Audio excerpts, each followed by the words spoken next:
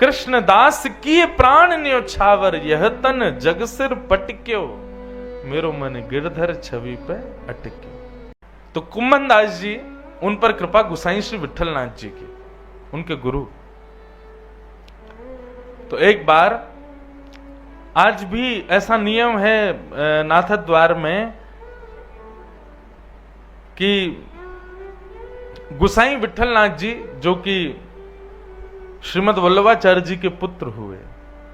अब देखो, हमको कई बार क्या है कि अब जब नई जगह जाते ना, थोड़ा विस्तार से बताना पड़ता है चीजों को। अब यही कथा अगर ब्रज में हो, रसिकों के बीच में हो, तो उनको पता है, तो वहां सीधी सीधी चले, लेकिन यहां थोड़ा ब्रीफ देना पड़ता है।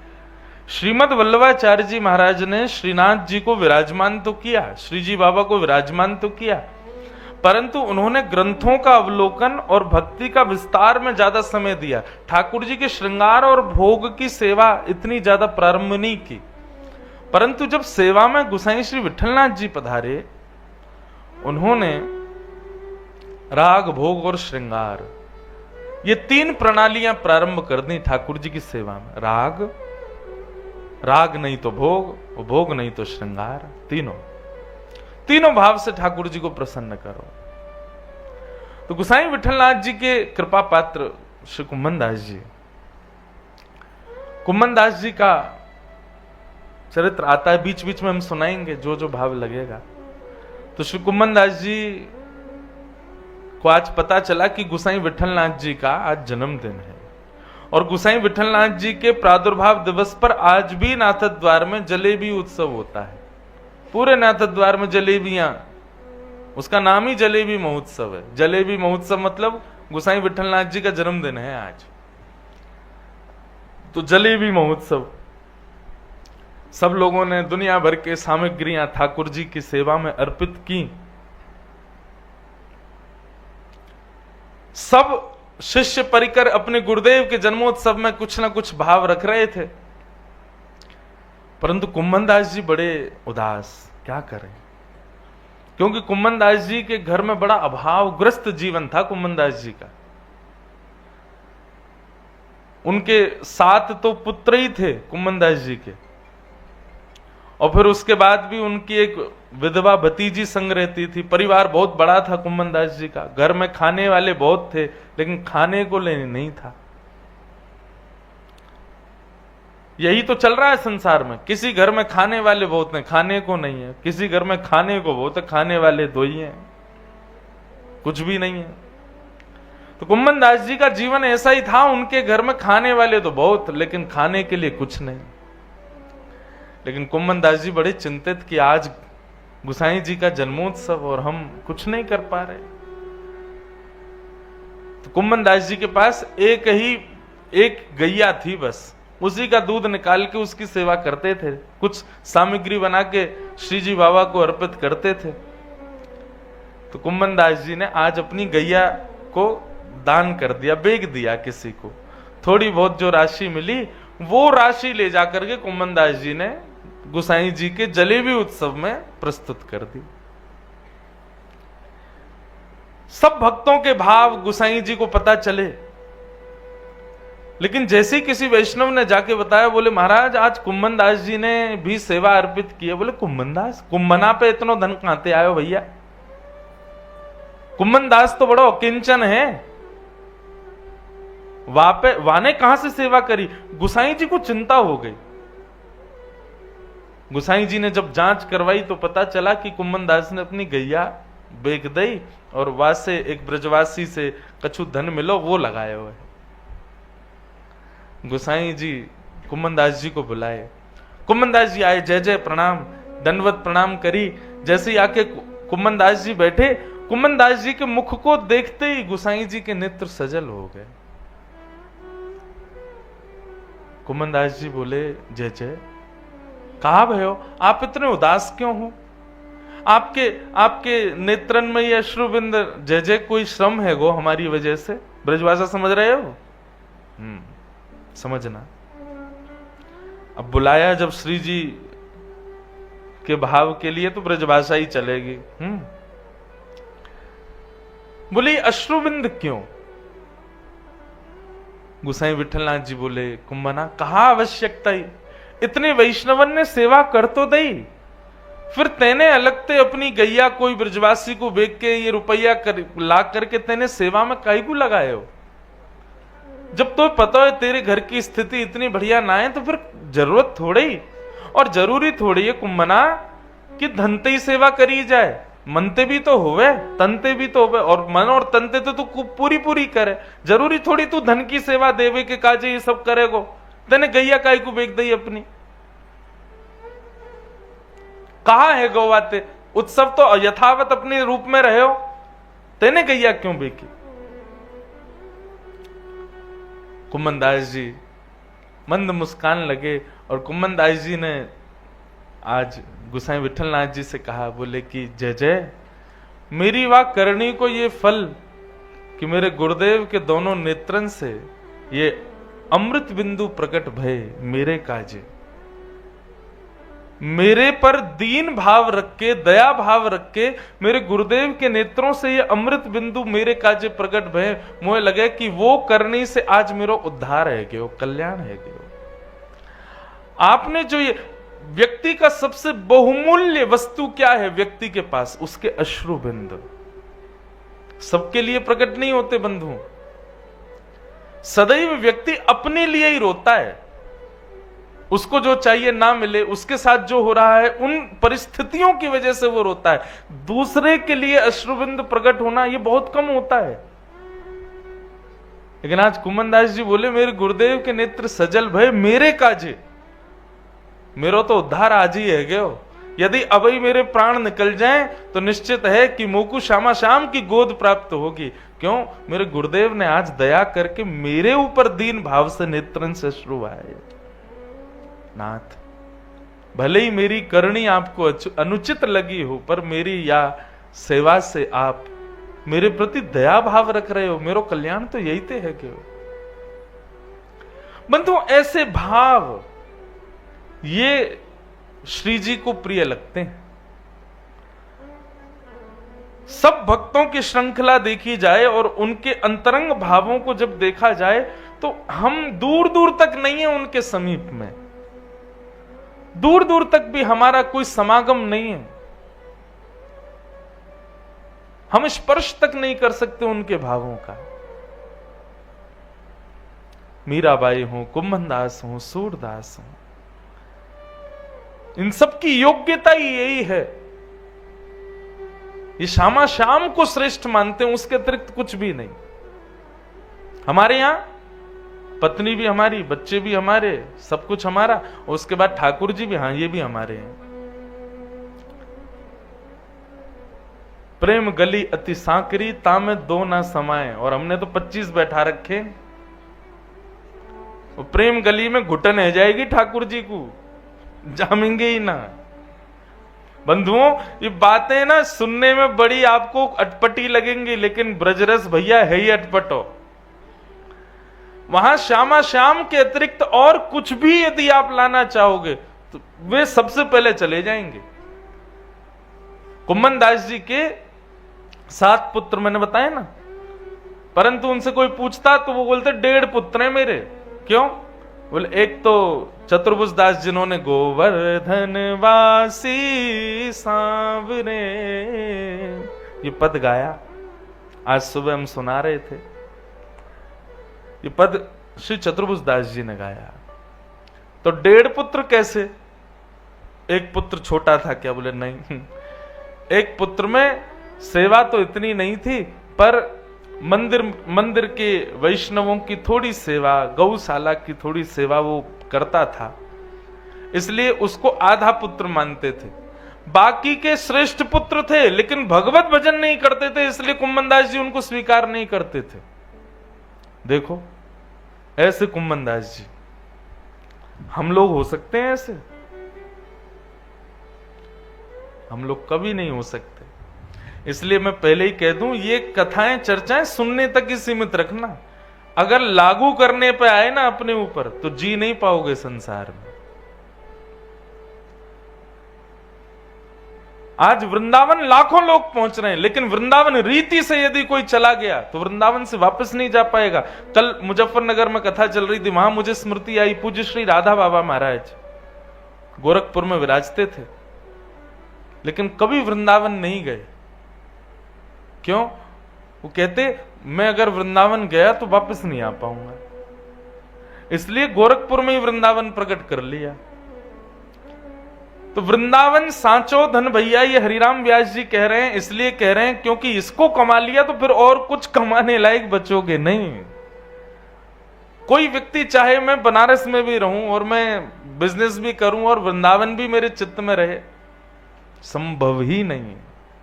वृंदावन आया तो सब जाएगा, और सबके संग वृंदावन को आप रखना चाहते हो, ये असंभव है, असंभव।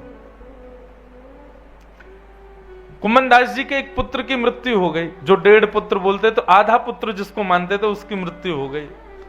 जैसे किसी ने जाके बताया तो कुम्मन दास जी मूर्छित होकर गिर पड़े। सब लोग बोले ये कैसे भक्त, बहुत कहते थे कि मुझे पुत्र पुत्रियों से मोह नहीं, मुझे परिवार से मोह नहीं। आज किसी ने आके बताया पुत्र की मृत्यु हो गई तो कुम्मन दास जी मूर्छित हो गए। कहां गए आप भजन, कहां गए श्री जी बाबा, कहां गए ठाकुर जी की सेवा? आ गया पुत्र मोह, हो गया प्रकट। सब गए, सब आश्चर्य इस बात का ज्यादा कर रहे हैं कि कुम्मन दास जी मूर्छित हो गए। इन जैसा भगवतीय भक्त जो कभी भगवान के अलग कोई बात ही नहीं करता, आज सांसारिक चर्चा पे इतना मोहित। गोसाई विठलनाथ जी को जब पता चली कि कुम्मन दास जी के पुत्र पधार गए तो बड़े दुखी हुए, लेकिन दूसरी खबर जब मिली कुम्मन दास मूर्छित हो गए पुत्र विरह में, गोसाई जी बोले मैं मान ही नहीं सकता, ये स्वीकार्य नहीं है बात। कुम्मन दास पुत्र विरह में मोहित होकर के मूर्छित नहीं हुआ है। जैसे ही गोसाई जी आए, गोसाई जी ने देखा कुम्मन दास जी मूर्छित पड़े थे। गोसाई जी ने समीप जाकर के कहा कुम्मना, ए कुम्मना चल जल्दी उठ जा, तू चिंता मत करे, तो कुछ सूतक में भी श्री जी के दर्शन करा दूंगा। इतना सुनते ही कुम्मन दास जी खड़े हो गए, जय हो जय हो, बस यही तो चाहिए हो महाराज। या हमारे मूर्छित भय कि पुत्र मर गया मतलब सूतक लग गए, अब मैं 7 दिन 13 दिन दर्शन कैसे करूंगा श्री जी बाबा के। उनको इस बात का विरह कम है कि पुत्र चला गया, इस बात का विरह ज्यादा है कि श्री जी दर्शन नहीं होंगे। यहां जितने लोग बैठे हैं बंधुओं, ये जितनी घर की आपकी चिंताएं बढ़ी हुई हैं ना, क्यों? क्योंकि घर को हमने प्रायोरिटी दे रखी है। कुम्मन दास जी को देखो, पुत्र चला गया लेकिन उनको विरह ही नहीं है। वो व्याकुल भी इसलिए हैं कि मैं श्री जी के दर्शन कैसे करूंगा। गोसाई जी ने आकर के सबको बता दिया, बोले हो गया संशय दूर, कुम्मन दास पुत्र के लिए व्याकुल नहीं है। उसकी तब भी व्याकुलता यह कि कहीं श्री जी के दर्शन नहीं छूट जाए। इसलिए कनक कूट कोटिक लगत जिए, भजिए कुंवर कन्हैया। कनक कूट कोटिक लगत जिए, भजिए कुंवर कन्हैया। पर हमारा पता क्या है, कनक कूट कोटिकों को भी भजते हैं और फिर कृष्ण कन्हैया को भी भजते हैं। क्या फायदा? 2 नावन में पैर रखोगे, गंगा जी में डूब जाओगे। एक ही नाव अपनाओ, या तो पूरे पूरे संसार के ही रहो। लेकिन हमारी स्थिति क्या, संसार भी चाहिए, लाल जी भी चाहिए, कैसे काम चलेगा भैया? या तो लाल जी के ही रहो या संसार के ही रहो। और भैया संसार को रहना ही है तो सवरे संसार को भी लाल जी को ही बना दो, जैसे हम बना रहे हैं। अब बन कितने रहे ये तो पता नहीं, पर कोशिश में तो लगे। अब हमारी स्थिति क्या है, हमको संसार में कथा भी करनी है और ठाकुर जी का भजन भी करना है। इसलिए हमने अपना माहौल बना लिया कि हम वहीं जाएंगे जहां लाल जी के प्रेमी हो। कथा करने जाएंगे, कथा ही चर्चा है, कथा ही जीवन है, कथा मात्र ही के जीवन। ऐसे तो संसार में रह सकते हैं और कृष्ण को भी भज सकते हैं कि भाई हम सबसे ही भजवाएंगे ना। कृष्णदास जी का चरित्र आता है, एक नाचने वाली एक वैश्या को भी जाकर के कृष्णदास जी कहते हैं, नृत्य करके सांसारिक लोगों को क्या रिझा रही हो, चलो हमारे सेठ जी को रिझाना है। और ले गए, ले जाकर के श्रीनाथ जी के सामने नृत्य कराया।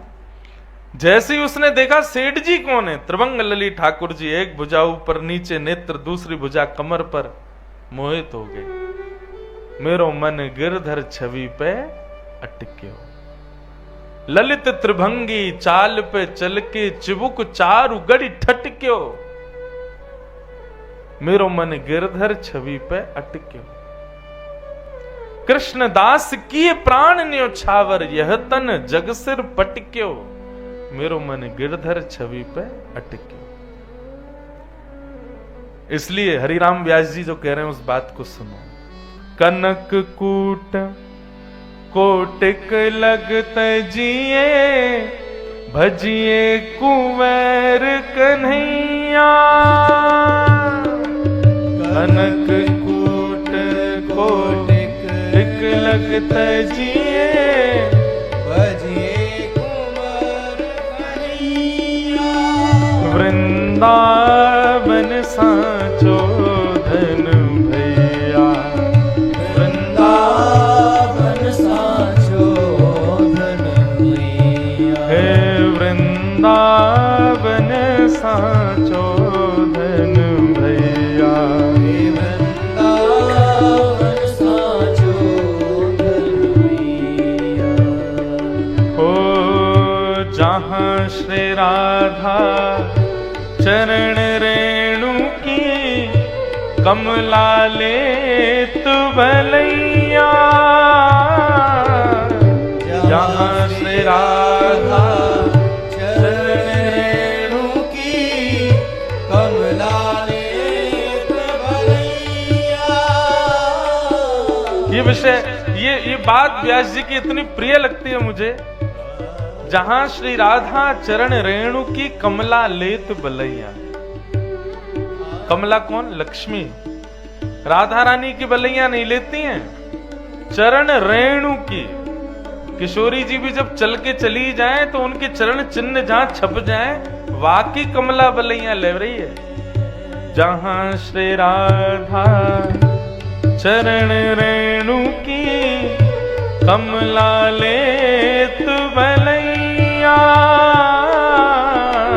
जहाँ श्री राधा चरण रेणु की, कमला लेत भलैया। हो आतुर वन में व्यास पुकारे, आतुर वन में व्यास पुकारे, आतुर वन में व्यास पुकारे, वन में व्यास पुकारे, है को रसिक सुनैया, रसिक सुनैया।